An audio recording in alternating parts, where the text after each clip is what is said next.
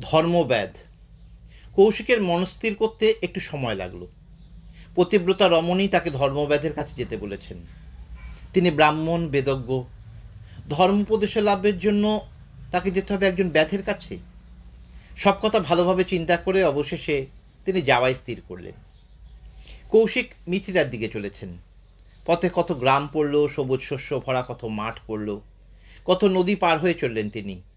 অবশেষে রাজর্ষি জনকের রাজধানী মিথিলায় এসে পৌঁছলেন। কি সুন্দর পুরী!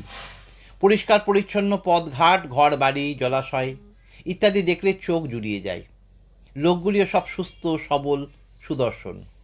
রাস্তায়, হাটে, গৃহে সর্বত্রই যেন উৎসব লেগে আছে, সর্বত্রই আনন্দের ভাব। দেখে খুব খুশি হলেন তিনি। শুনলেন ব্রহ্মজ্ঞানী রাজা জনকের সুশাসনে রাজধানীতে সবসময় একরকম শান্তি ও আনন্দ বিরাজ করে। মিথিলা আসা তার এই প্রথম। পথঘাট সবই অপরিচিত। কোথায় গেলে ধর্মব্যাধকে পাওয়া যাবে জিজ্ঞাসা করতে করতে এগিয়ে চললেন।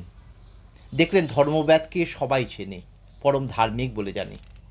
শেষে একটি মাংসের দোকানে এসে পৌঁছলেন। দেখলেন দোকানের ভেতরে বসে একটা লোক মাংস বিক্রি করছে। শুনলেন ইনি ধর্মব্যাধ। দোকানের সামনে অনেক ক্রেতা এসে ভিড় জমিয়েছে। একপাশে দাঁড়িয়ে তিনি অপেক্ষা করতে লাগলেন।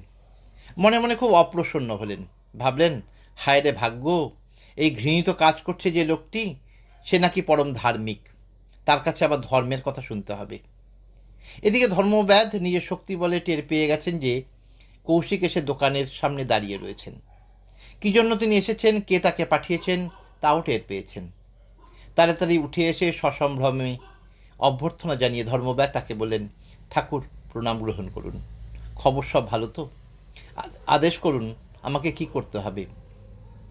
পতিব্রতা রমণী যে আপনাকে এখানে পাঠিয়েছে তা আমি জানতে পেরেছি। কেন পাঠিয়েছেন তাও টের পেয়েছি। কৌশিক তার কথা শুনে আশ্চর্য হলেন। এও তো কম লোক নয় দেখছি। এও তো ঘরে বসেই সব টের পেয়ে গেছে। ব্যাধের বিনীত ব্যবহারে খুশি হলেন খুব। ব্যাধের অনুরোধে কৌশিক তার বাড়িতে গেলেন। সেখানে হাত পা ধুয়ে আরাম করে বসে দুজনে আলাপ শুরু করলেন। কৌশিক বললেন, দেখো বাপু, তোমার এই মাংস বিক্রির কাজটা আমার মোটেই ভালো লাগছে না। তুমি ধার্মিক লোক, তুমি এসব হীন কাজ করো কেন? তোমার মতো লোকের এ কাজ আর সাজে না। আমার বিশ্রী লেগেছে তোমাকে এ কাজ করতে দেখে। ব্যাদ বললেন, ঠাকুর, এ তো আমার জাতি ধর্ম। আমার বংশে সবাই এ কাজ করে এসেছে, আপনি এতে চড়ছেন কেন? আমি শাস্ত্রবিধি মেনে চলি। পিতামাতা প্রভৃতি গুরুজনদের মনে প্রাণে সেবা করি। সত্য কথা বলি, কারো প্রতি বিদ্বেষের ভাব রাখি না। দিন দুঃখীকে যথাসাধ্য দান করি। অতিথি সেবা করতে কখনো পরান্মুখ হই না। দেব সেবা হয়ে যাবার পর গুরুজন, আত্মীয় অতিথির প্রভৃতির, এমনকি ভৃত্য প্রভৃতিরও খাওয়া শেষ হলে তারপর যা থাকে শরীর রক্ষার জন্য তাই গ্রহণ করি। এদের সকলের সেবা করাকেই আমার কর্তব্য বলে জানি। সশ্রদ্ধভাবে সে কর্তব্য পালন করে যাচ্ছি। এদের সেবার জন্য অর্থের প্রয়োজন। মাংস বিক্রি করে অর্থ উপার্জন করা আমার স্বধর্ম বলে আমি তাই করে থাকি। আমি শাস্ত্রবিরোধী কাজ তো কিছু করি না। অবশ্য আমি নিজে মাংস খাই না, নিজে প্রাণীবধ করি না। শিকারীদের কাছ থেকে নিহত পশু এনে তার মাংস বিক্রি করি। তারপর ধর্মব্যাদ বহু ধর্মতত্ত্ব, এমনকি ব্রহ্মবিদ্যার কথাও বললেন কৌশিককে। এই প্রসঙ্গে অন্যান্য বহু কথার মধ্যে তিনি বলেছিলেন, আত্মজ্ঞানই শ্রেষ্ঠ জ্ঞান, সত্যই পরম পবিত্র ব্রত, যা সাধারণের হিতজনক তাই সত্য, সত্যই শ্রেয় লাভের অদ্বিতীয় উপায়। ইন্দ্রিয় সংযম করলেই তপস্যা হয়, তাছাড়া তপস্যা অনুষ্ঠানের জন্য আর কোনো উপায় নেই। জীব সত্য, শরীর অনিত্য, মৃত্যুকালে কেবল শরীরের নাশ হয়। শুনতে শুনতে ধর্মব্যাধ সম্পর্কে কৌশিকের ধারণা পাল্টে গেল। দেখলেন তার কথা যতই শুনছেন মনের সংশয় ততই কেটে যাচ্ছে, ততই জ্ঞানের আলোকে হৃদয় ভরে উঠছে। ব্রহ্মবিদ্যার কথা ধর্মব্যাদ যা বললেন তার মন নিঃসংশয় তা মেনে নিল। তখন বুঝলেন ধর্মব্যাদ জ্ঞান লাভ করেছেন। কারণ কেবল শাস্ত্র পড়ে যেসব কথা বলে অপরকে তর্কে নিরস্ত করা যেতে পারে, বড়জোর সে বিষয়ে তার বুদ্ধিতে একটা আবছা ধারণা এনে দেওয়া যেতে পারে, কিন্তু নিজের অনুভূতি না থাকলে এভাবে অপরের মনে কিছু গেঁথে দেওয়া কখনো সম্ভব হয় না। কোনো আদর্শ নিজ জীবনে প্রতিফলিত করতে না পারলে কেবল উপদেশ দিয়ে অপরকে সে আদর্শে জীবন গঠন করতে অনুপ্রাণিত করা দুষ্কর। ধর্মব্যাদকে বললেন, ধর্মের তত্ত্ব কিছুই অবিদিত নেই আপনার। আপনার কথা শুনে আপনাকে মহর্ষি বলে মনে হচ্ছে। আপাত দৃষ্টিতে অতি ঘৃণিত কাজ করা সত্ত্বেও আপনি সিদ্ধিলাভ করেছেন দেখছি। ধর্মব্যাদ তখন সিদ্ধিলাভ করতে হলে সংসারে কিভাবে থাকতে হয় কৌশিককে নানাভাবে তা বুঝিয়ে দিলেন।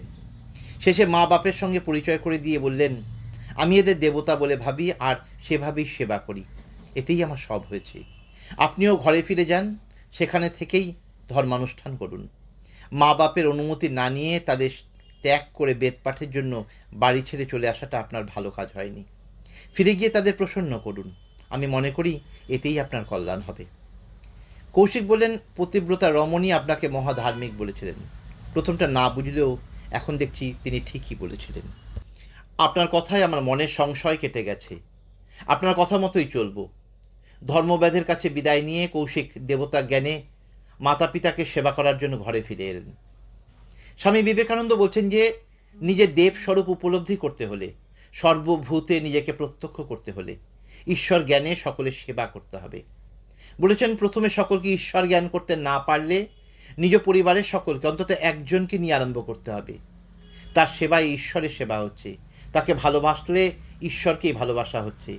এটা দৃঢ় নিশ্চয় জেনে এগিয়ে যেতে হবে। কঠিন হলেও সংসারে থেকে সব কর্তব্য করেও মানুষ আত্মজ্ঞান লাভ করতে পারে। কে কোন জাতি, কার কী ধর্ম বা কে কী কাজ করছে তা দিয়ে বোঝা যায় না। স্বরূপবোধের দিকে সে কতখানি এগিয়েছে, কি ভাব নিয়ে সে কাজ করছে, সেটাই হলো আসল কথা। যে কোনো কাজ করতে গেলেই সুখ দুঃখ, মান অপমান, লাভ লোকসান এসব আপনি এসে পড়ে। সেসব সময় মন আনন্দে নেচে উঠতে চাইবে বা বিষাদে অবসন্ন হতে চাইবে। তখন জোর করে তাকে স্থির করে রাখার চেষ্টার ভেতর দিয়েই জ্ঞান লাভের জন্য প্রয়োজনীয় সাধনা হয়ে যায়। সেজন্য আন্তরিক ইচ্ছা থাকলে সংসারের কোনো পরিবেশই মানুষের আত্মজ্ঞান লাভের পথে এগিয়ে চলার বাধা কখনো হতে পারে না।